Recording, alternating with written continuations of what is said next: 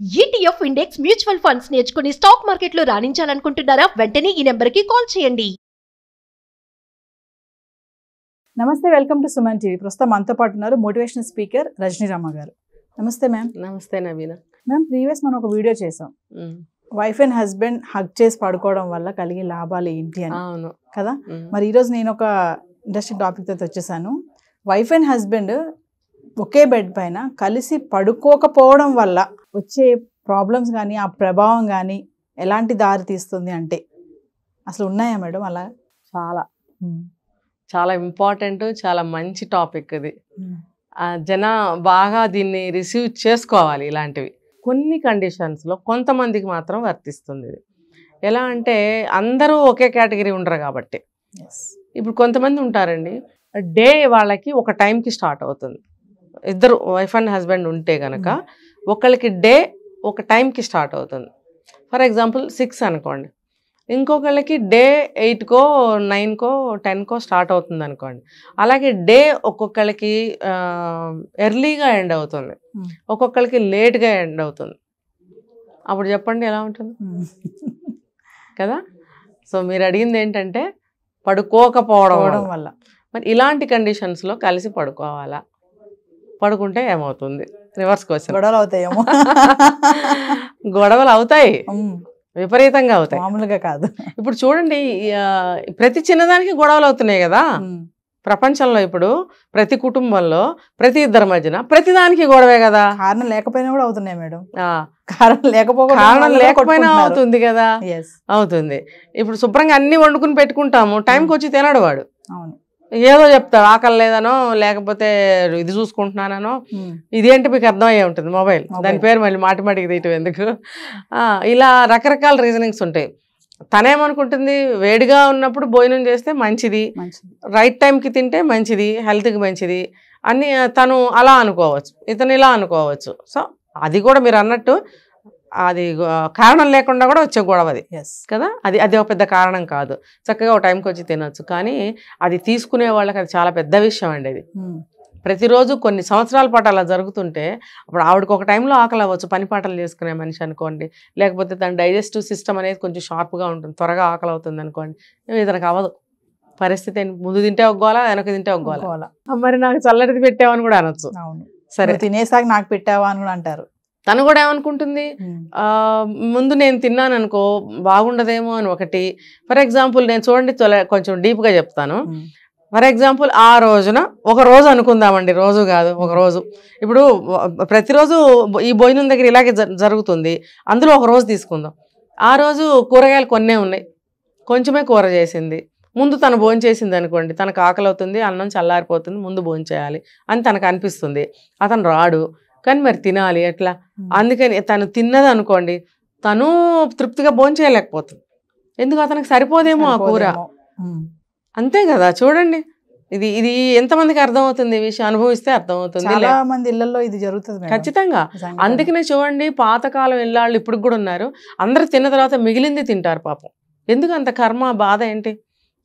ఉన్నారు, ఇప్పటికీ ఉన్నారు, అందరూ అంతేలేండి, మన అందరం అంతే. ఉన్నారు కొంతమంది అని నేను మళ్ళీ దాచుకోవడం అనవసరం, అందరం అంతే.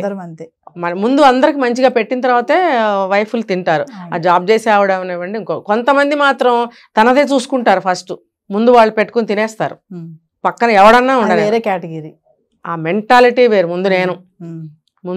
ముందు పెట్టేసుకుని తినేస్తారు, మిగిలింది మీరు తినండి.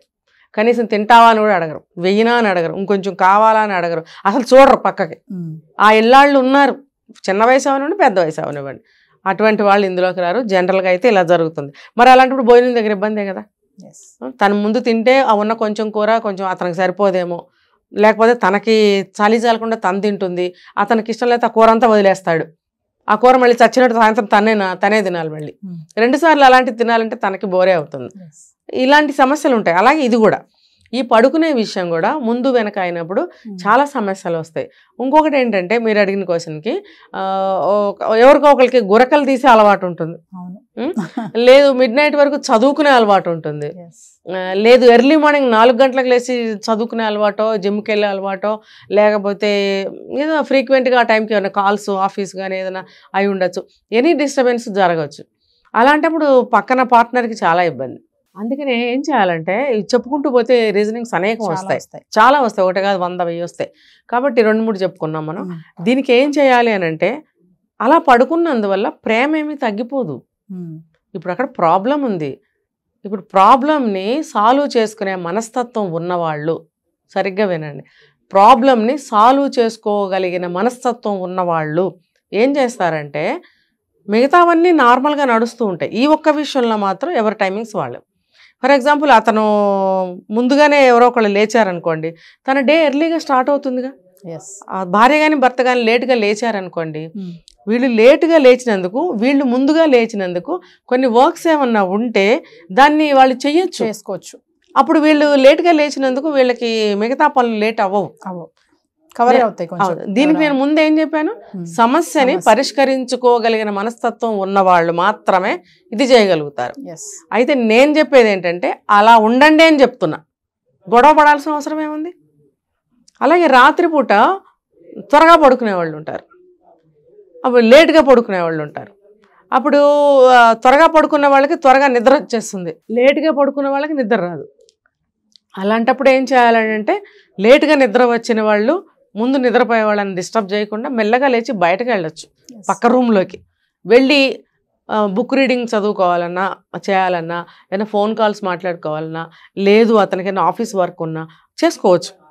చేసుకుని వచ్చి తనకు నిద్ర వచ్చినప్పుడు ఈ రూమ్లోకి వచ్చి పడుకోవచ్చు. yes, దానివల్ల బాండ్ ఏం దెబ్బతినదు, ఉమ్, ఇంకా వీళ్ళకి ప్రశాంతమైన నిద్ర పడుతుంది. ప్రశాంతమైన నిద్ర అనేది, నిద్ర సఫిషియెంట్గా లేకపోతే అసలు లైఫ్ మీద చాలా ఎఫెక్ట్ పడుతుంది.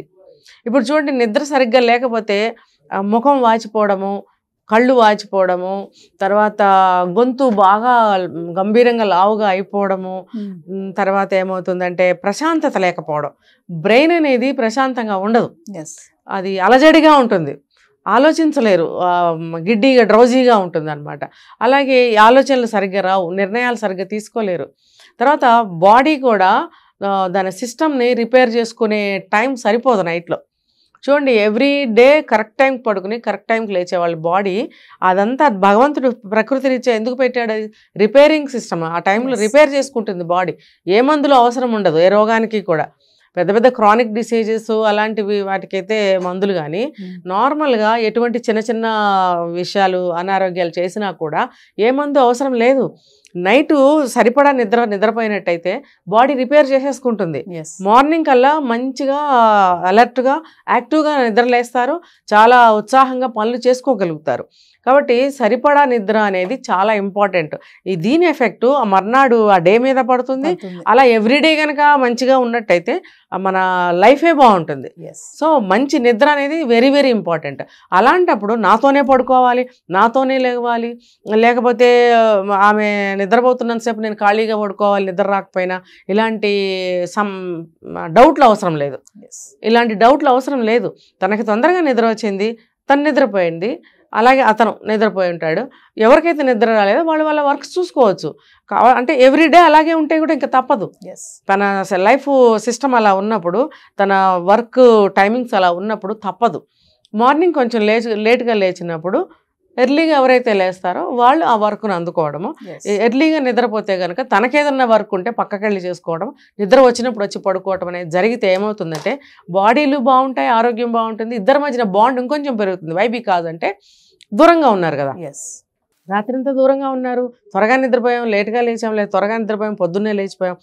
ఒకళ్ళు లేచే టైంకి ఒకళ్ళు నిద్రపోతూ ఉంటారు. అలాంటప్పుడు ఏమవుతుంది, వాళ్ళని మిస్ అవుతూ ఉంటారు.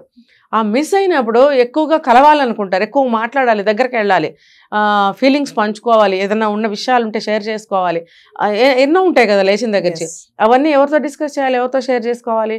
సో అలాంటప్పుడు వీళ్ళకి ఆత్రం ఆరాటం అనేది పెరుగుతుంది, yes, ఒక అట్రాక్షన్ అనేది ఇంకొంచెం పెరుగుతుంది. అలాంటప్పుడు వాళ్ళిద్దరూ ఇంకా ఎక్కువగా మాట్లాడుకోవడానికి, కలిసి ఉండడానికి ప్రయత్నం అనేది ఎక్కువ జరుగుతుంది, ప్రేమ ఇంకొంచెం పెరుగుతుంది, ఆ ఎఫెక్షన్ అనేది ఇంకొంచెం పెరగడానికి అవకాశం ఉంది. yes. Thank you, ma'am.